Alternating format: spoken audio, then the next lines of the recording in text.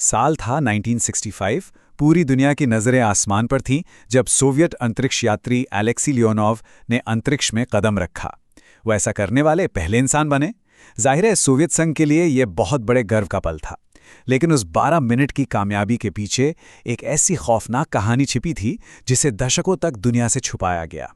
इस पूरी कहानी को समझने के लिए सोवियत जनरल निकोलाई कमानिन के ये शब्द ही काफी हैं। उन्होंने ये बात पायलट एलेक्सी लियोनोव के बारे में कही थी। मतलब साफ था, ये कोई आम मिशन नहीं था, ये तो एक तरह का दुस्साहस था।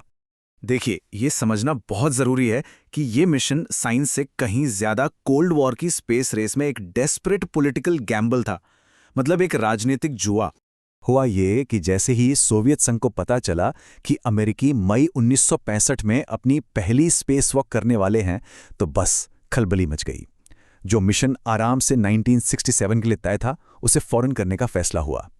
इसके लिए एक ऐसा प्रोटोटाइप स्पेसशिप चुना गया जिसमें पहले से ही कई गड़बड़ियां थीं। और तो और इंजीनियरों ने 18-18 घंटे काम करके उसे जल्दबाजी में तैयार किया। और अब सुनिए सबसे ज्यादा चौंकाने वाली बात। जिस जहाज में लियोनोव और उनके कमांडर पावेल बेलियाएव को जाना था, ठीक वैसा ही एक मानव रहित जहाज लॉन्च से कुछ हफ्ते पहले ऑर्बिट में तबाह हो चुका था। मतलब वो दोनों जानते थे कि वो सीधे सीधे मौत के मुंह में जा रहे हैं। लेकिन इतने खतरों के बाद भी मिशन को हरी झंडी मिली और फिर आया वो ऐतिहासिक पल जिसका सबको इंतजार था। जब एलेक्सी लियोनोव ने कैप्सूल से बाहर कदम रखा तो वो सचमुच इतिहास बना रहे थे। वो अंतरिक्ष की उस खामोश खूबसूरती में तैरने वाले पहले इंसान थे। उनके ये शब्द बताते हैं कि वो नज़ारा कितना अविश्वसनीय था। नीचे पृथ्वी किसी नीले हीरे की तरह चमक रही थी। वो 12 मिनट, उन 12 मिनटों के लिए सब कुछ एकदम परफेक्ट था। पूरी दुनिया के लिए ये सोवियत तकनीक और हिम्मत की एक शानदार जीत थी। एक ऐसी जीत जिसने उन्हें स्पेस रेस में अमेरिका से मीलों आगे खड़ा कर दिया था। लेकिन जैसे ही लियोनोव ने वापस कैप्सूल में आने की कोशिश की, जीत का वो सपना एक भयानक बुरे सपने में बदलने वाला था। एक नहीं, दो नहीं, बल्कि एक के बाद एक 5 जानलेवा आपदाएं आने वाली थीं। तो पहली मुसीबत, अंतरिक्ष का वैक्यूम। उसने लियोनोव के स्पेस सूट को एक सख्त गुब्बारे जैसा बना दिया था। वो फूल गया था। हालत ये थी कि उनके हाथ पैर दस्तानों और जूतों के अंदर तैर रहे थे। वो अपने जोड़ों को मोड़ तक नहीं पा रहे थे। और सबसे बड़ी मुसीबत, वो दरवाजे से अंदर ही नहीं आ पा रहे थे। अपनी जान बचाने के लिए लियोनोव ने सारे नियम तोड़ दिए। उन्होंने अपने सूट से धीरे धीरे ऑक्सीजन निकालकर दबाव को खतरनाक हद तक कम किया। फिर प्रोटोकॉल के खिलाफ जाकर वो सिर के बल एयरलॉक में घुसे और किसी तरह खुद को अंदर खींचकर हैच बंद करने में कामयाब रहे। एक मुसीबत टली ही थी कि दूसरी दरवाजे पर खड़ी थी। अब एक खराब सेंसर की वजह से कैप्सूल के अंदर शुद्ध ऑक्सीजन का लेवल खतरनाक तरीके से बढ़ने लगा। केबिन एक टाइम बम बन चुका था। एक छोटी सी चिंगारी और वो दोनों पल भर में जलकर राख हो जाते। वो इस खतरे से जूझ ही रहे थे कि एक और सिस्टम ने जवाब दे दिया।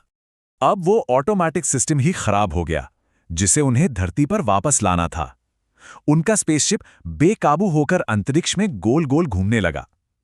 उनकी घर वापसी लगभग नामुमकिन हो चुकी थी। अब उनके सामने एक ऐसी चुनौती थी जिसका सामना उनसे पहले किसी ने नहीं किया था। उन्हें खुद अपने हाथों से जहाज को कंट्रोल करना था। उन्होंने उस घूमते हुए कैप्सूल को धरती के वायुमंडल में घुसने के लिए सही एंगल पर लाने की कोशिश की। एक ऐसा काम जो पहले कभी नहीं किया गया था और जो बेहद बेहद खतरनाक था। और जब लगा कि शायद इससे बुरा और कुछ नहीं हो सकता, तो उनकी वापसी का आखिरी पड़ाव भी एक आपदा बन गया। हुआ ये कि उनका लैंडिंग कैप्सूल अपने सर्विस मॉड्यूल से पूरी तरह अलग ही नहीं हुआ। इस वजह से जब वो वायुमंडल में दाखिल हुए तो वो बेतहाशा घूमने लगे। जबरदस्त जी फोर्स की वजह से जहाज के टुकड़े टुकड़े हो जाने का खतरा था। हैरानी की बात है कि वो इस सबसे भी बच गए। लेकिन उनकी परीक्षा अभी खत्म नहीं हुई थी। वो अंतरिक्ष के जानलेवा सफर से तो बच निकले, पर अब उन्हें धरती पर जिंदा रहने की जंग लड़नी थी। वो अपने तयशुदा लैंडिंग स्पॉट से मीलों दूर थे। उन्हें पर्म शहर के पास उतरना था, लेकिन वो उतरे पूरे 2000 किलोमीटर दूर, यूराल के बर्फीले पहाड़ों के घने जंगलों में। जैसे ही रात हुई, तापमान -35 डिग्री सेल्सियस तक गिर गया। उनके स्पेस सूट्स जो अंतरिक्ष के लिए बने थे, वो इस जमा देने वाली ठंड में किसी काम के नहीं थे। जरा सोचिए, 2 दिनों तक वो अपने छोटे से जमे हुए कैप्सूल में दुबके रहे। बाहर भेड़िए और भालू घूम रहे थे और उन्हें यह भी नहीं पता था कि कोई उन्हें कभी ढूंढ भी पाएगा या नहीं। तो एक तरफ तो ये दोनों अंतरिक्ष यात्री अपनी जान बचाने की जंग लड़ रहे थे और दूसरी तरफ दुनिया को कुछ और ही कहानी सुनाई जा रही थी। जिस वक्त वो मौत से लड़ रहे थे, सोवियत संघ की ऑफिशियल न्यूज एजेंसी टैस दुनिया को बता रही थी कि सब कुछ प्लान के मुताबिक चल रहा है और हमारे हीरो आराम कर रहे हैं। तो देखिए, सच और झूठ का फर्क एकदम साफ है। दुनिया के लिए ये एक परफेक्ट मिशन था, लेकिन हकीकत में ये शुरू से आखिर तक मुसीबतों का एक सिलसिला था, जिसमें 2 लोगों ने अपनी हिम्मत और किस्मत के दम पर नामुमकिन को मुमकिन कर दिखाया।